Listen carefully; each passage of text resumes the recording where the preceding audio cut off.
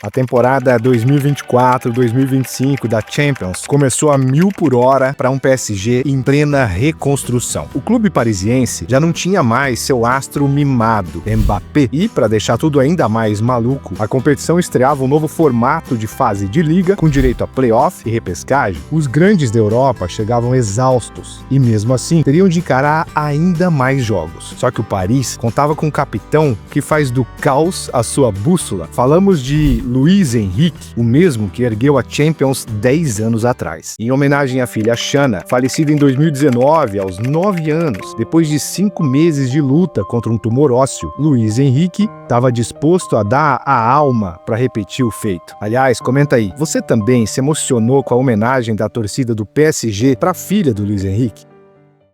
Quando os donos do Paris Saint-Germain ameaçaram torrar rios de dinheiro em estrelas ineficazes, Luiz Henrique bateu o martelo. Parem, pensem, vamos criar um projeto de verdade. Nada de medalhões inflacionados. O foco seria extrair o máximo do que já existia e, se preciso, buscar reforços que realmente vestissem a camisa. Então, meus amigos, compartilhe o vídeo com aquele amigo que vive reclamando de contratações. A saída de Kylian Mbappé reacendeu rumores de contratações bilionárias. Mas, dessa vez, o clube agiu com a cabeça. Para ocupar o espaço de Mbappé, trouxe o praticamente intraduzível Kvaratskhelia, recém-imortalizado no Napoli. Chegaram também jovens de primeira, João Neves, o equatoriano William Pacho e companhia, se juntando ao menino maluquinho Dembélé, ao capitão Marquinhos, Hakimi, a Donnarumma no gol e a quem mais já suava pela camisa. O Paris Saint-Germain abriu mão das superestrelas mais badaladas para ficar só com quem topou colocar o escudo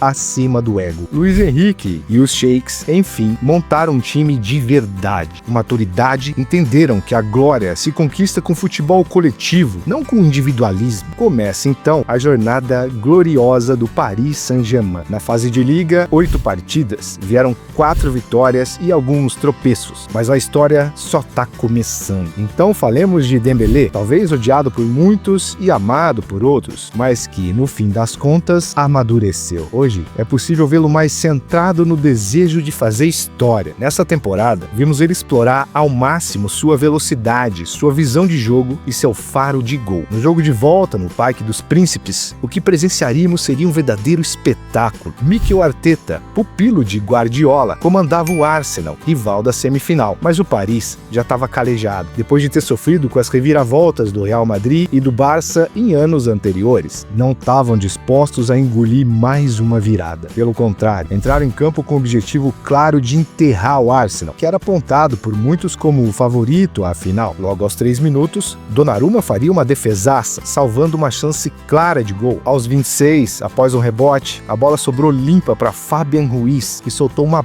bomba de canhota. O Paris abriu o placar e aumentava a vantagem no agregado para 2 gols. O Arsenal tentava, mas Donnarumma parecia um bufão em sua melhor fase, não deixava passar nada. Mas David Raya também não ficaria para trás. O goleiro do Arsenal, aos 67 minutos, defendeu um pênalti depois de um toque de mão dentro da área, reacendendo a esperança dos ingleses. Só que os sonhos ruíram quando, depois de uma assistência de Dembélé, saiu o 2-0 daquela noite, 3-0 no agregado. Aos 76, Saka ainda descontou para o Arsenal, mas já era tarde. O Paris já havia garantido sua vaga na grande final. Uma final marcada por nostalgia e pela dor de uma perda profunda. O PSG não carregava apenas a responsabilidade de vencer para a torcida. Havia mais, a missão de vencer a final em homenagem à pequena Xana, filha do grande Luiz Henrique, que partiu desse mundo muito cedo. A princesa da Catalunha agora se tornava anante nas arquibancadas, e seu pai, na véspera da decisão, deixou claro, sua pequena filha estaria ali, com eles, espiritualmente, presente em cada segundo daquela final.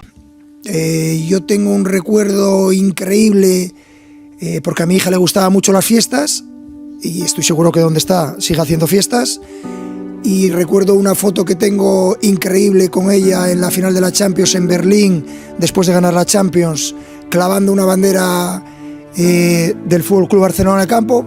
Tengo el deseo de poder hacer lo mismo con el Paris Saint-Germain. No estará mi hija, pero no estará físicamente, pero estará espiritualmente, y eso para mí es muy importante. Y tengo la motivación de continuar adelante con lo que la vida me da. Todos nos gustan las cosas bonitas y felices, pero en la vida forma algo muy importante que es también saber superar las desgracias y las cosas que no nos gustan. Que ser humano, meus amigos. É o que eu falo. Quer se emocionar com o esporte? Se inscreve no Canto do Craque.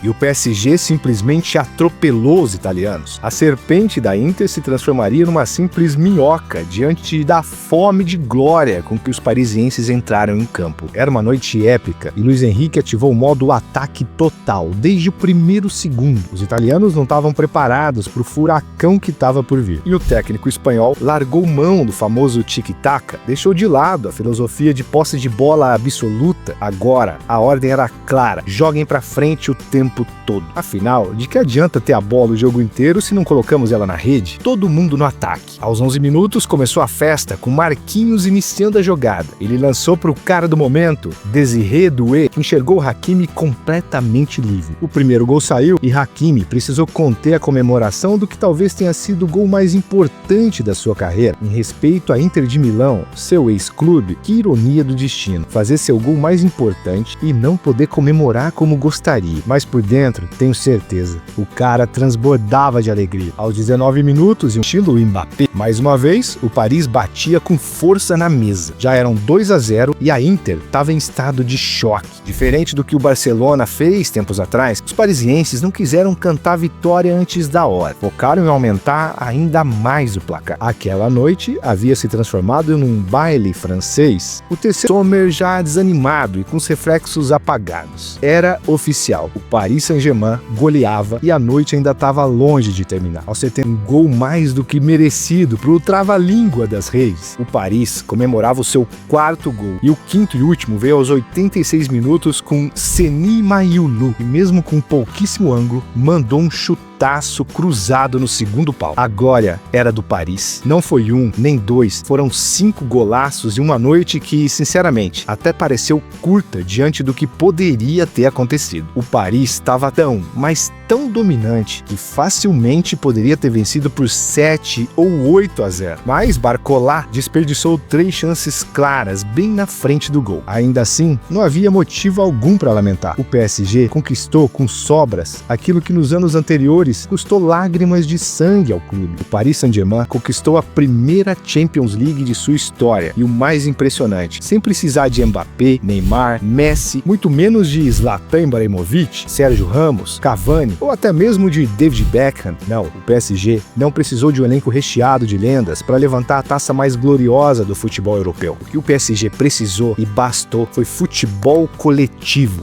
Apenas isso. Estrelas comprometidas com escudo e um treinador com coragem e firmeza para dar as ordens certas nos momentos certos. Isso é o que se chama jogar como um verdadeiro time. Parabéns ao Paris Saint-Germain pela primeira Champions de sua história.